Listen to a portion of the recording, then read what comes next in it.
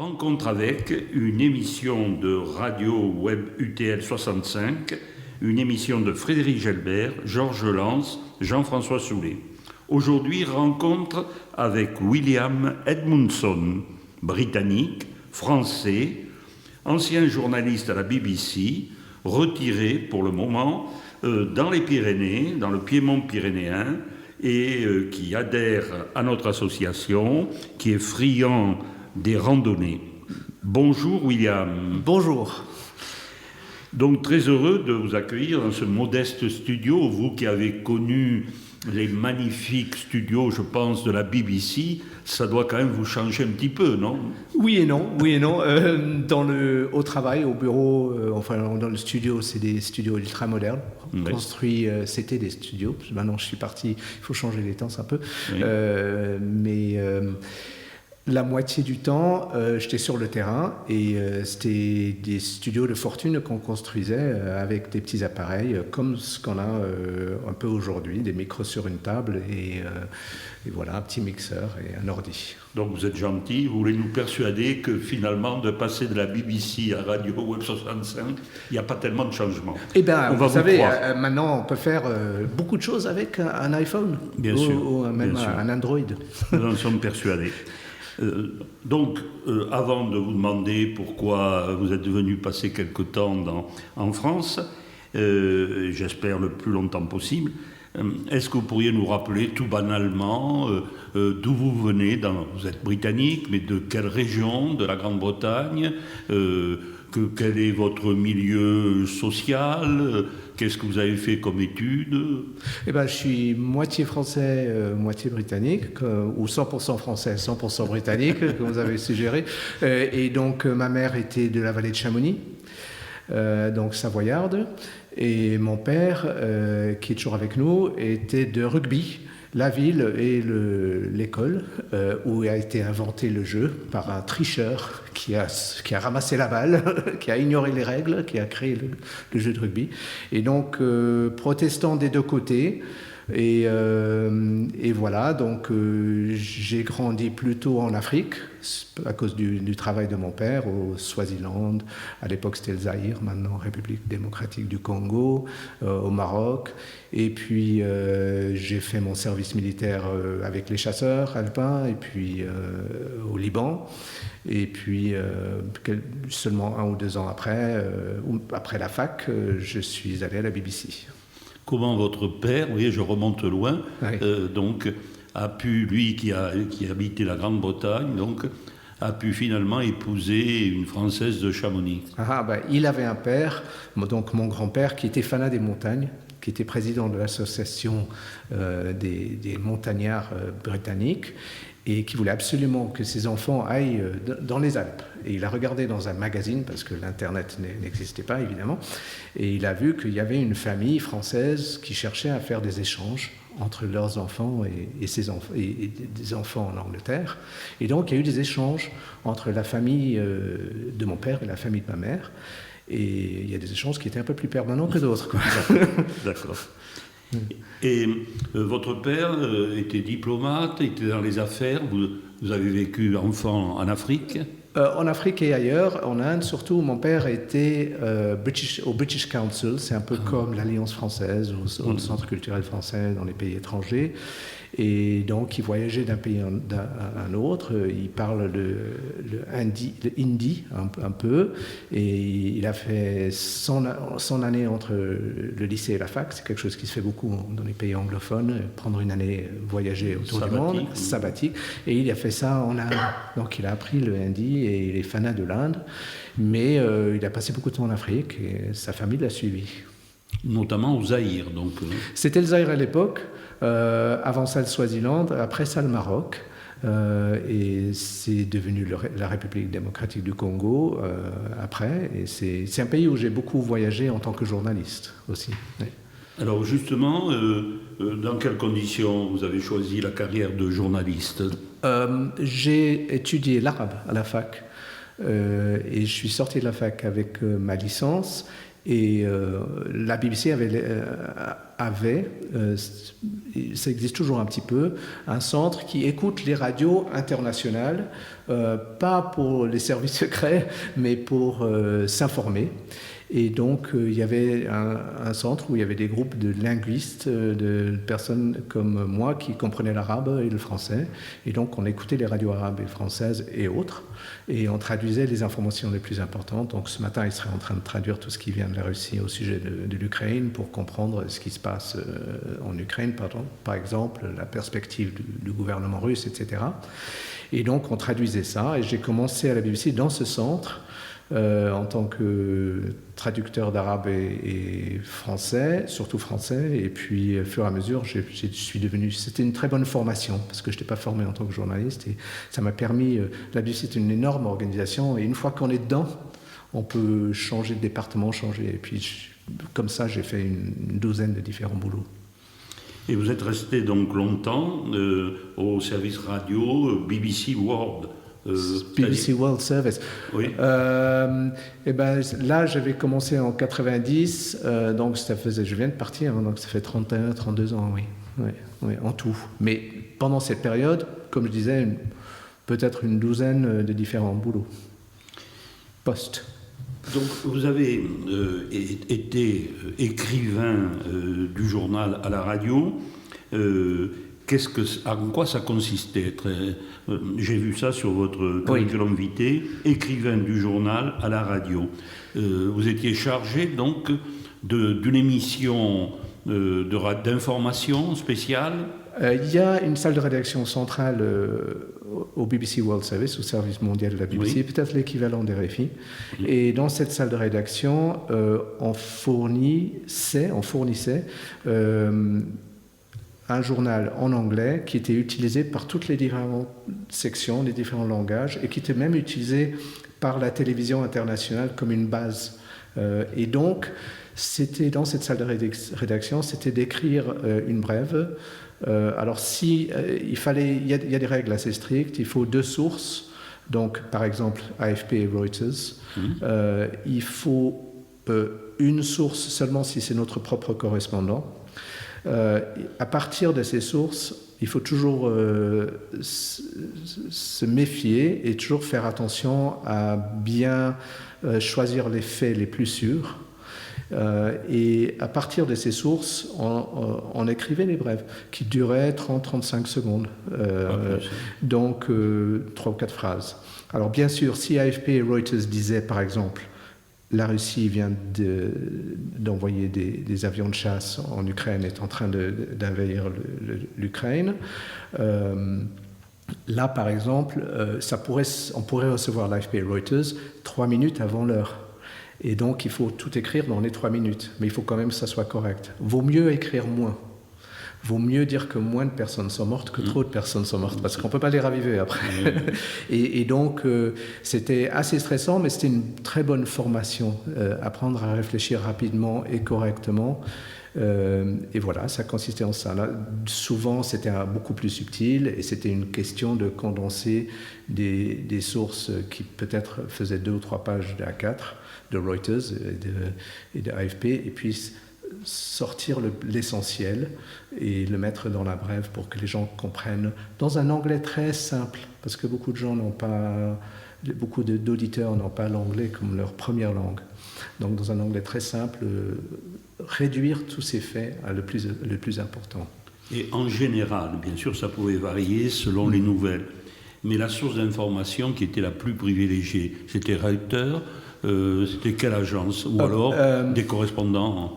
Il n'y a pas un plus... le correspondant BBC est plus privilégié que AFP et Reuters parce qu'il est censé obéir les mêmes règles avec l'information qu'il met dans ses propres rapports. Donc, on est censé pouvoir croire tout ce que dit le correspondant parce qu'il a fait attention ou elle a fait attention avant de publier ça. Donc ça c'est privilégié. À part ça, AFP, Reuters, la règle est la même.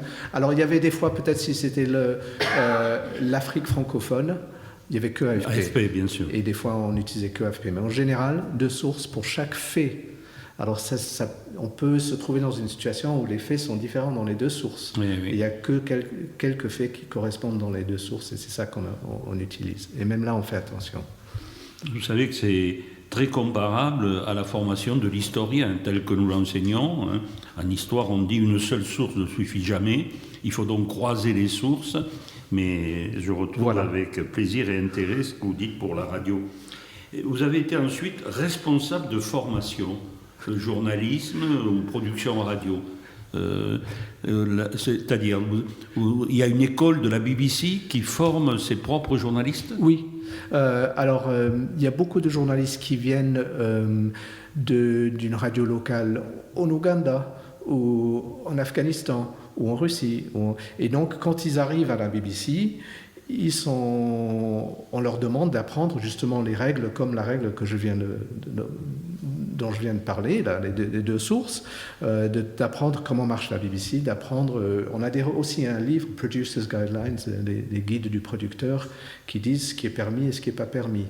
Et quand on dit permis, pas permis, c'est pour assurer l'objectivité et l'exactitude des faits. C'est le contraire. C'est pas pour pousser une ligne politique ou une autre. Ces jeunes journalistes qui venaient à la BBC, il fallait les former. Il y avait des semaines de formation pour les producteurs, pour les présentateurs, pour les journalistes. Et puis, il y avait aussi la création de programmes, par exemple, où j'ai passé une vingtaine d'années. World Today, qui est devenu Newsday, à cette époque, était en train d'être créé. Et donc, j'ai formé mes futurs collègues. Justement, je voulais parler de ce programme matinal que vous avez assuré pendant plus de 20 ans, et The World Today, avec 2 éditions de 3 heures du matin, 6 heures, et une autre de 6 heures à 8h30. Bon, alors, vous étiez responsable, co-responsable, quel rôle vous aviez dans cette édition matinale du journal? Et ben voilà, l'avantage d'être dans un petit programme qui était en train d'être formé, surtout au bout de peut-être une dizaine d'années, les rôles se sont concrétisés un peu plus, mais au début, c'était all hands to the pump, on dit en anglais. Il fallait que tout le monde fasse un peu de tout. Et donc, je crois qu'au bout de 3 semaines, j'étais le rédacteur d'une émission et il y avait justement les attaques aériennes par les Américains sur l'Afghanistan. C'était le début de l'invasion. Donc, les choses changeaient vite. Mais en général, on commence en tant que producteur. C'est la personne qui passe les coups de fil pour trouver les nouvelles personnes qui vont contribuer au programme, qui font une petite préparation pour le présentateur. Que dit la personne, où est la personne, comment contacter la personne, numéro de téléphone, etc., etc., qui prépare ça. Normalement, il ne faut pas que ça prenne plus d'une page d'A4 pour que le présentateur puisse lire très rapidement, comprendre très rapidement, avec des questions suggérées, etc. Donc, je dirais que peut-être les 3/4 des gens qui travaillent là sont des producteurs. Et puis, je suis devenu studio producer. Ça, c'est un autre boulot, c'est le producteur en studio. Et ça, c'est une question de compter 60. On est en direct. Il faut absolument que le programme s'arrête à 58 minutes et 58 secondes. Et pourtant, on a 4-5 interviews en direct. Et il y a des gens comme moi qui parlent beaucoup, et puis il y a d'autres gens qui sont plus rapides, il y a des éléments qui sont enregistrés, et donc c'est un challenge mathématique de faire marcher tout ça, et un challenge de coordination, et puis il faut quand même prioriser les choses qui sont plus intéressantes. Par exemple, ce matin, je dis de nouveau l'invasion de l'Ukraine, on ne veut pas mettre un enregistrement sur un projet de canalisation d'eau en Ouganda par accident. Il faut prioriser. En même temps, il faut quelque chose qui ne dure pas trop longtemps, il faut savoir couper, etc. Donc ça, c'est Studio Producer, et puis je vais aller plus vite maintenant. Et puis après Studio Producer, il y avait le rédacteur du programme, et c'est le rédacteur qui choisit quels éléments iront dans le programme. Et des fois en temps réel. Par exemple, un matin, j'utilise beaucoup ce matin, c'est un bon exemple avec l'invasion de l'Ukraine. Donc là, en temps réel, il faut jeter par la fenêtre la 3/4 de ce qui était préparé avant, parce que ça ne traite pas de ça, et puis il faut trouver des nouveaux interviews pour remplacer ça. Donc c'est au rédacteur de décider, on va faire ça maintenant. On a eu, si c'est par exemple le Moyen-Orient, on a eu 2 Israéliens, maintenant il faut avoir 2 Palestiniens, il faut avoir un équilibre. Cette personne a dit quelque chose assez choquant de ce côté, il faut essayer de trouver quelqu'un qui va mettre un contexte à ce que cette personne. Et des fois, ça se joue dans la minute. Hein. On trouve quelqu'un comme ça, on la met en direct. Mais en général, on aime quand même avoir une petite conversation d'abord. Donc le rôle du producteur là, est essentiel. Pardon. Oui. Et d'un point de vue idéologique, vous savez qu'en France, on est beaucoup travaillé par cela. On considère que telle chaîne de radio est de gauche, qu'une autre est de droite, etc. Donc, est-ce que vous aviez une ligne politique, idéologique assez déterminée?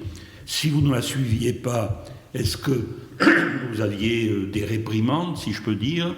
De ce point de vue-là, vous sentiez-vous très libre ou au contraire un peu corseté? Du côté dont vous êtes en train de parler, on est complètement libre. Il n'y a aucune ligne qui est adoptée par la BBC World Service. On est quand même contraint, il y a des contraintes, et les contraintes, c'est de maintenir l'objectivité. Et ça, c'est pas toujours facile. Donc, si on se fait critiquer par les Israéliens et les Palestiniens, c'est qu'à un certain niveau, on a réussi. Vaut mieux ne pas être critiqué par les Israéliens et ne pas être critiqué par les Palestiniens. S'ils sont tous contents, encore mieux. Mais tout pour dire que il y a bien sûr des gens qui ne seront pas d'accord, mais pour la BBC World Service, le service mondial de la BBC, il n'y a pas de ligne adoptée, il n'y a pas de ligne politique.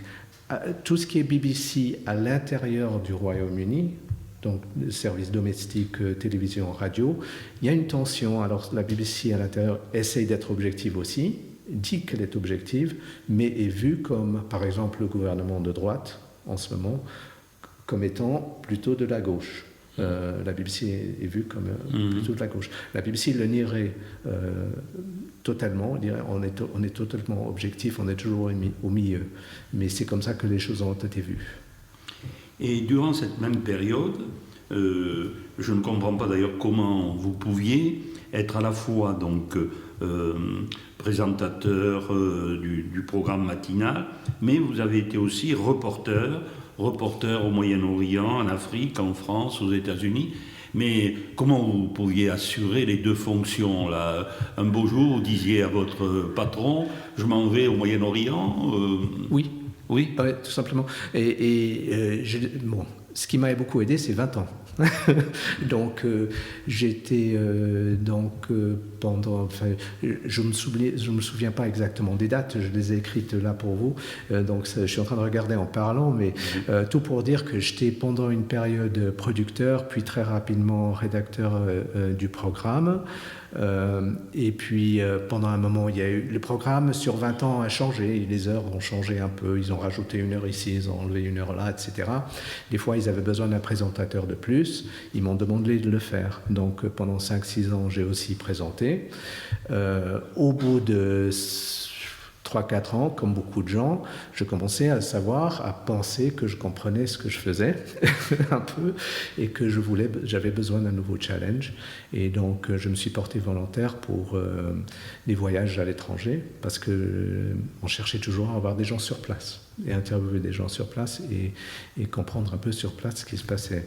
Et donc, au bout d'un moment, je faisais 4-5 voyages à l'étranger, surtout en Afrique et au Moyen-Orient, par an. Donc avec le temps, les choses ont évolué. Donc j'étais producteur et puis rédacteur, puis je présentais, puis je faisais de temps en temps des voyages, et puis voilà. Voilà, c'était juste une question de garder les choses intéressantes. Un petit exemple, parce que le temps tourne et donc on a beaucoup de questions à vous poser. Un petit exemple, mettons au Moyen-Orient, vous alliez où? En Israël, en Jordanie, dites-moi un pays où vous êtes allé plusieurs fois. Ah, l'Israël par exemple, ou les territoires palestiniens. Voilà. Oui. Donc vous partez pour Israël. parce que la situation a empiré, mettons dans la bande de Gaza. Là, quels vont être vos premiers contacts? Vous prenez contact d'abord peut-être avec le correspondant, bien sûr, local de la BBC, et ensuite, comment vous faites? Même pas des fois. Oui, parce que eux, ils sont surtout occupés à préparer des rapports pour la télévision intérieure, la télévision BBC qui visait vers l'audience locale en Angleterre. C'est quelque chose qui m'arrivait souvent. Donc des fois c'était prévu, par exemple le départ des Israéliens du territoire de Gaza, par exemple, ça on savait que c'était. Donc là je suis parti avec 2 présentateurs, j'étais le rédacteur. La première chose que je fais, c'est que je trouve ce qu'on appelle un fixeur. Un fixeur, c'est quelqu'un qui parle le langage du pays et qui sait comment les choses marchent et qui a déjà des contacts. Et donc, j'appelais mon fixeur, que je connaissais déjà, ou je trouvais un fixeur, et je disais, voilà, on va atterrir à telle heure. Ce serait bien si on pourrait enregistrer quelques interviews entre l'aéroport et l'hôtel, et puis on a loué une voiture, et puis tout le détail, où est-ce qu'on va, qu'est-ce qu'on va faire, et etc. C'est le fixeur qui a pris contact avec certaines personnes? Alors, je disais au fixeur, est-ce que tu connais quelqu'un dans l'armée israélienne qui peut nous parler de son expérience? Et puis, j'avais des fixeurs sur le côté palestinien aussi. Est-ce que tu connais des gens qui sont dans Hamas ou Hezbollah, etc. Donc, par exemple, ça, c'était prévu. On savait que ça allait se passer. Quand Ariel Sharon a eu son arrêt cardiaque, c'était 10h du mat. William, est-ce que tu peux prendre l'avion de 14h pour aller en Israël? Quand il y a eu la victoire de Hamas dans les élections, qui n'était pas tout à fait attendue, il y a une équipe qui est allée tout de suite, et puis là c'est beaucoup plus dur. Je faisais partie de la 2e équipe, et là on arrive avec peut-être une semaine de retard, donc c'est beaucoup plus difficile de chercher des nouveaux angles. Là on a trouvé un membre de la faction armée de Hamas qui nous a parlé en anglais. Et puis on a pris ce qu'il avait dit et on l'a joué à un ancien chef du Mossad. Donc voilà comment on essaye d'avoir... on a pris le temps d'avoir quelque chose en qualité, bien enregistré, et puis d'avoir la perspective et le contexte. Je comprends. Techniquement, vous avez avec vous un opérateur radio, je ne sais pas comment il faut l'appeler, qui va mixer, mettons, les différents entretiens. Et là, on parle donc dans les années 2005, 2008. Comment envoie-t-on l'émission elle-même, qui est toute montée déjà, je pense, comment l'envoie-t-on techniquement à la BBC? C'est un fichier numérique déjà? La plupart du temps, je n'avais pas de technicien. Donc, quand on est producteur, j'étais producteur peut-être 2 voyages sur 3, et les autres occasions, j'étais le présentateur ou le reporter. Alors, en tant que producteur ou reporter, on n'a presque jamais de technicien, on fait tout soi-même. Et puis on utilise un petit matériel. Au début c'était comme une valise avec des bandes de quart de pouce qui tournaient, et on avait 15 minutes sur la bande. Et c'est une bonne discipline parce que ça nous obligeait à réfléchir. On ne pouvait pas enregistrer comme maintenant des heures et puis décider après. Il fallait bien réfléchir. Et puis très rapide. Et puis on les coupait. Après, pour couper, on coupait avec un rasoir. On faisait une marque crayon et puis on coupait avec un rasoir. Mais ça, c'était tout au début. Et puis vers la fin, et puis sur le terrain, on diffusait avec une petite parabole qui trouvait le satellite. Et puis vers la fin, il y avait un nouveau matériel que j'étais en train d'expérimenter pour la BBC, qui utilisait le Wi-Fi de l'hôtel ou l'appart où on était, et puis 2 cartes SIM, et combiner les 3 pour créer un signal qui avait presque la qualité d'un signal studio. Et donc, ça nous permettait d'opérer beaucoup plus facilement sur le terrain. Et avec ça, c'est comme un petit sac, on pouvait diffuser en qualité, en se promenant dans les rues de Lagos ou de... Et alors, grâce à la parabole, là, je reviens un instant, quand vous aviez la parabole, donc vous montiez une parabole, n'importe où vous étiez, et vous envoyez l'émission en quelque sorte par par les airs, par la parabole. Voilà, la parabole crée une ligne qui s'appelait ISDN, c'est une ligne de très bonne qualité, c'est comme une ligne studio, et ce qui fait qu'on pouvait être au milieu d'un champ à Jérusalem, ou dans un hôtel, ou n'importe où, pas trop loin de l'équateur quand même, parce que les satellites sont au-dessus de l'équateur, et de cet endroit, on pouvait diffuser en qualité, ce qui permettait que le programme qui était présenté par deux personnes pourrait avoir une personne dans le studio à Londres et l'autre présentateur sur le terrain, dans le pays. Et là, au fait, le problème n'est pas vraiment un problème technique. Bon, il y a des challenges techniques, mais qu'on pouvait surmonter de plus en plus facilement. Mais le problème, c'était de coordination. Quand est-ce qu'une personne arrête de parler et l'autre personne commence, puisqu'on est à deux bouts du monde. Donc on avait des petits... Hein, si toi tu finis une phrase et tu dis « voilà, il est telle heure à Londres », je sais que c'est à moi de reprendre. Voilà, des petits trucs comme ça, bon, ça s'apprend. Et aujourd'hui, tout se fait par fichier numérique, quoi. Non, c'est envoyé par Internet, quoi, disons. Oui, voilà, donc les enregistrements sont envoyés assez rapidement maintenant. Au début de ma carrière, je me souvenais, j'étais dans l'hôtel jusqu'à 2-3 heures du mat' à renvoyer des sections. Je divisais un interview en 5 petits morceaux de 40 secondes et puis je les envoyais, puis ça marchait pas, puis il fallait refaire. Et puis à l'autre bout, quelqu'un les met. Maintenant, tac, c'est fait. Et alors, j'en arrive à cette question que tout le monde se pose. Qu'est-ce qui a fait qu'un beau jour, vous laissiez ce métier qui semble vous avoir passionné et donc que vous quittiez ce métier et que vous mettiez en retraite? Eh ben, il y a plusieurs choses personnelles et professionnelles. Parce que vous êtes jeune, je vous interromps un instant, vous pouvez donner votre âge. 55 ans. 55 ans. 55 ans. Donc, il y a plusieurs choses. D'abord, les gens en général, ils regardent la télé le soir et ils écoutent la radio le matin. Donc, si on veut avoir la plus grande audience du monde, et c'est ce qu'on avait, dans les millions, donc il faut travailler sur un programme qui diffuse le matin. Et pour faire ça, il faut travailler la nuit. Et au bout de 25 ans de nuit, mon corps a besoin de se reposer un petit peu. Et c'est dommage parce que comme vous le sentez, j'espère, c'est un boulot que j'aimais beaucoup et qui me passionnait. Mais je préfère me concentrer sur peut-être des podcasts ou des documentaires enregistrés. On m'a contacté récemment, on m'a demandé de faire un documentaire au Libéria, par exemple. Et ça, je présente, il y a quelqu'un d'autre qui fait la production, qui fait les billets d'avion et tout le travail. Moi, je prends plus de plaisir et je ne travaille pas la nuit. Et puis l'autre chose, c'est que la BBC est en train de rétrécir et offrait des départs anticipés avec une somme d'argent assez importante, donc ça m'a tenté.